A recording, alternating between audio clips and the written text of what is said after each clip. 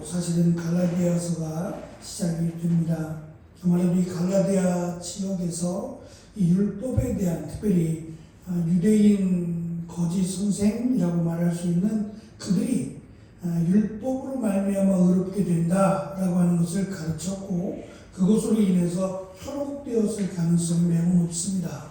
율법도 하나님이 주신 은혜고, 율법을 통해서 또 죄를 짓지 않게 하는 중요한 은혜의 도구이기도 합니다. 문제는 의롭게 된다라고 하는 것은 율법을 통해서 이루어지는 것이 아니라 예수 그리스도를 통해서 이루어지는 것입니다. 그래서 예수님이 이 땅에 오신 것이고, 예수님이 우리의 죄를 대신하여 십자가에 달려 죽으신 것인데, 문제는 예수 그리스도를 통한 이 구원의 은혜를 믿지 못하기 때문에 율법을 오히려 더 신뢰하게 되고, 율법을 통해서 의롭게 된다라고 하는 이 잘못된 복음에 빠져버렸던 겁니다. 그래서 사도 바울이 조금 과격한 언어를 씁니다.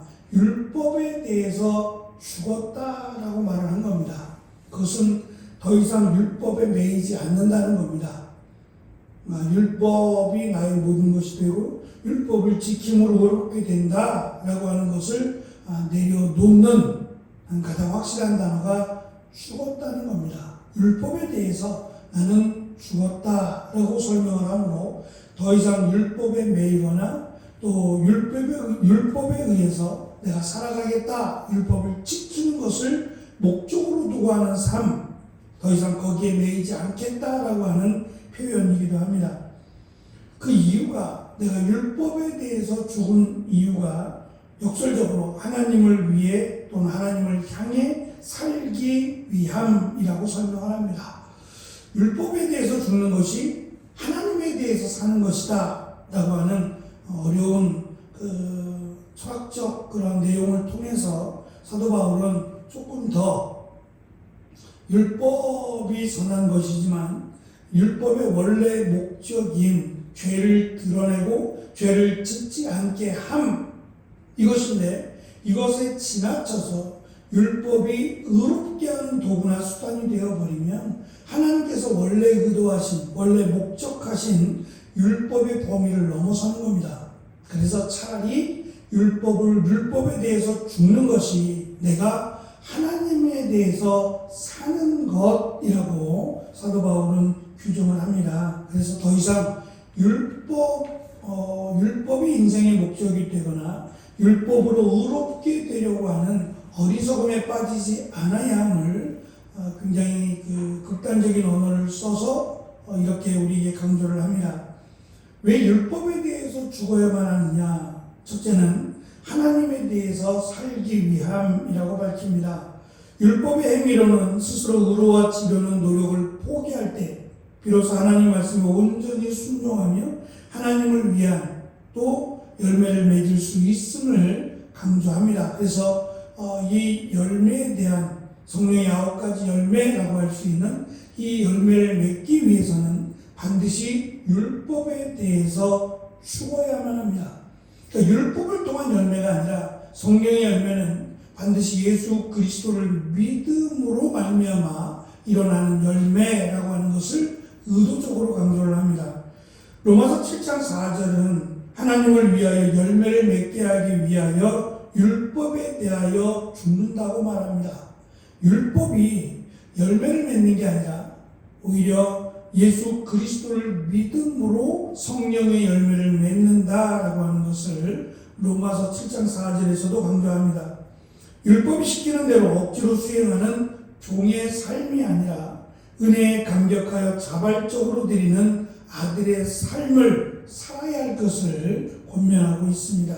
두 번째, 율법에 대하여 죽는 것이 그리스도와 함께 십자가에 못 박혔기 때문이라고 밝힙니다.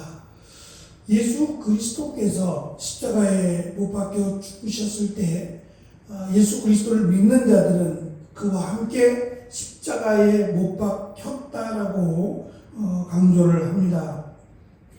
어찌 보면 참 이해가 안 되는 말씀입니다. 예수님은 2000년 전에 십자가에 달려 죽으신 분이고 우리는 2000년 후에 살아가고 있는 사람들인데 어떻게 우리가 십자가에 함께 예수님과 함께 십자가에 못 박혀 죽었다고 강조하느냐? 믿음 때문입니다. 예수님을 메시아로 또 예수님을 인자로 믿으면 예수님이 십자가에 달려 죽으심으로 우리의 죄를 사하신 것처럼 우리도 예수 그리스도를 믿음으로 그 죄가 다 사라졌다라고 하는 것을 강조하기 위해서 더 이상 이 의롭게 되는 것 여기에 목숨을 걸고 또는 목표를 두고 살아가지 말라는 겁니다. 율법을 지키는 것은 우리에게는 굉장히 힘든 일이고 피곤한 일입니다. 그래서 우리가 사순절하면서 말씀을 드린 멍에라고 하는 이것이 우리를 자유롭게 하지 못하고 오히려 우리를 구속하고 힘들게 만듭니다. 그러나 예수님이 주신 멍에라고 할 수 있는 예수님을 믿음으로 당하는 고난이라고 할 수 있는 것은 우리에게 기쁨과 자유를 그리고 우리의 무거운 짐을 예수님께 내려놓게 하는 은혜가 됩니다. 그래서 우리는 더 이상 이 의롭게 또는 의로워져야 된다라고 하는 부분에 율법에 매이지 말 것을 오직 예수 그리스도를 믿음으로 이 의롭게 되는 문제는 해결이 됐다는 겁니다. 그래서 우리가 살아야 할 것은 이 땅에서 죄를 짓지 않으려고 노력하는 것은 마땅히 해야 하지만 의롭게 돼야 한다라고 하는 부분에 있어서는 율법이 아니라 오직 믿음으로 자유함을 얻어야 한다라고 하는 것을 강조합니다. 그래서 20절에서 이제 내가 사는 것이 아니라 오직 내 안에 그리스도께서 사신다라고 바울은 권면합니다. 세 번째, 율법에 대해서 죽어야 되는 이유는 믿음과 사랑의 삶을 살아야 하기 때문입니다. 율법에 매인 삶이 아니라 율법을 지켜야 하고 율법을 따라야 하고 하는 율법에 매인 삶이 아니라 이제는 믿음과 또 우리에게 허락하신 사랑, 그 사랑의 삶을 살아야 하는 것이 마땅하기 때문이라고 말합니다. 그래서 내 안에 그리스도께서 사신다라고 하는 이 내용은 믿음의 능력으로 사는 것과 사랑을 근거로 사는 두 가지를 강조합니다. 내 삶의 기준과 방향은 내 감정이나 세상의 가치관이 아니라 오직 그리스도를 믿는 믿음이 내 삶의 유일한 능력임을 강조하고 자신의 이익을 위해 타인의 삶을 파괴하는 그러한 삶이 아니라 이제는 예수 그리스도께서 우리에게 허락하신 사랑, 그 사랑을 받은 자의 삶을 살아야 하기 때문에 율법에 매이거나 율법을 목표로 하는 삶을 내려놓아야 한다는 것을 강조합니다.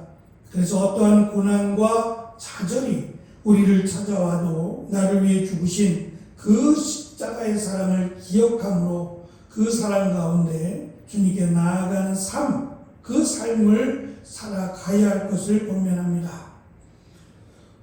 사도 바울의 그 권면은 어찌 보면 단순합니다. 오직 복음입니다.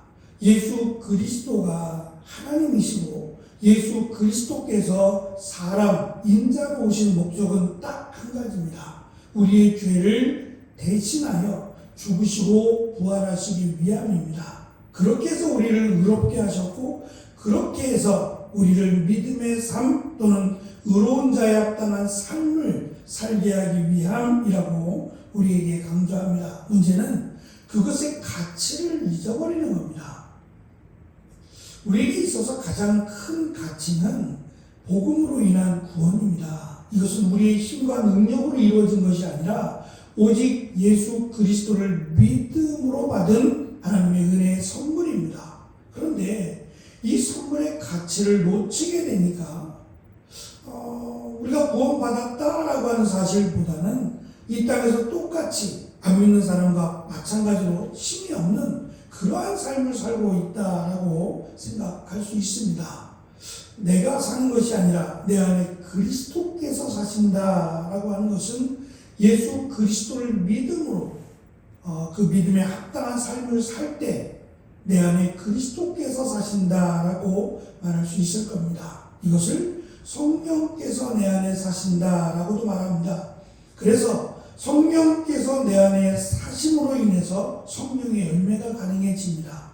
그렇다면 내 안에 계신 성령께서 나를 주장하시고 그 성령의 이끌림바 된 삶, 그것에 대한 드러남의 모습이 성령의 열매라고도 말할 수 있을 겁니다. 각자에게 똑같은 열매가 맺히진 않을 겁니다. 어떤 사람에게는 사랑의 열매를, 어떤 사람에게는 온유의 열매를, 어떤 사람에게는 인내하는 열매를, 다양한 열매들이 교회 안에, 성도들 안에 맺어지게 될 것입니다. 이 풍성한 열매들이 교회를 온전히 세우고, 그리고 주님이 오실 때까지 우리가 믿음의 길을 걸어가는 데 있어서 큰 힘과 능력과 위로가 된다라고 하는 것을 사도 바울은 권면합니다. 율법은 선한 겁니다. 하나님께서 주신 하나님의 말씀이기도 합니다. 문제는 이 율법은 구원을 위한, 우리를 의롭게 하기 위한 하나님의 뜻이 아니라는 겁니다.